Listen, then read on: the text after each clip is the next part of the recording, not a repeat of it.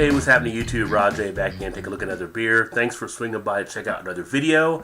Going to take a look at one today, actually out of Boston from Samuel Adams. This is going to be their Crystal Pale Ale. Let's go ahead and get it open and get it into a glass here. So there we go. We get it into the glass. This one comes in at a 5.3% ABV and also 35 IBU. I have not had this one before from Samuel Adams, so always interested in checking out to see some of the things they're doing. As you can see, I'm actually using the Samuel Adams glass.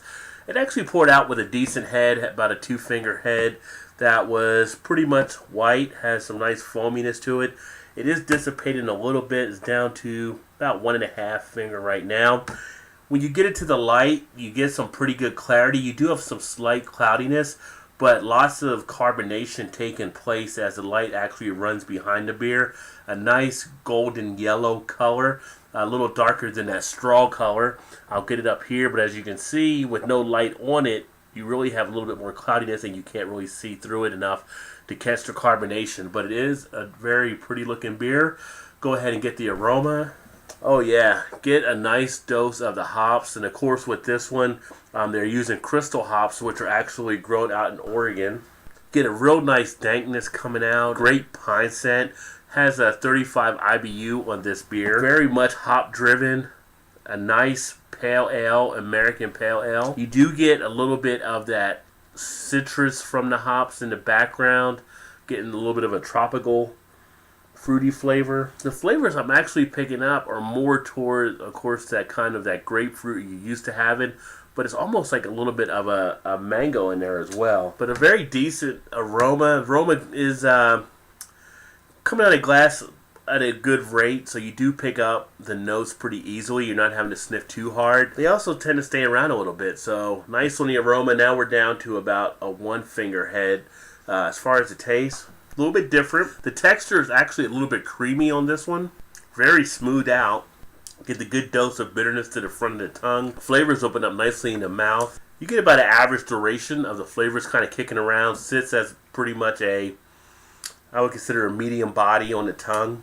I am enjoying the flavors. I like how it actually does get up more into kind of the cheek area. It's getting some of that flavor going, getting some of that tingling going. A little wet on the back end, not as dry as I would expect it to be. But it does have a nice refreshing quality. This one being at a 5.3% ABV. Could be a nice one to do after doing some things out in the yard, lawnmower type things around the house. It can be a nice refreshing beer for sure.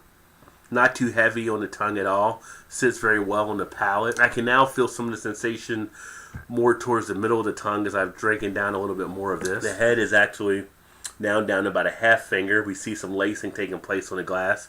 It does have a little bit of a watery texture on there, a little bit more than I usually like. But overall, not too bad of a beer. As far as a rating on this one, I'd actually consider this one to have some pretty good drinkability with it. So I would actually give this one a 3.25 out of 5 or a B-.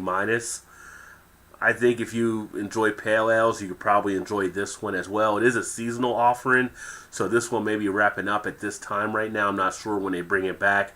If I can find out any of those details, I'll put that in the description below. But not too bad. I mean, Samuel Adams, of course, 60+ beers they do a year. People still comment if they're a craft brewer or not because of their size. I think they're still kind of in that craft brewery type situation. They still have their own ownership.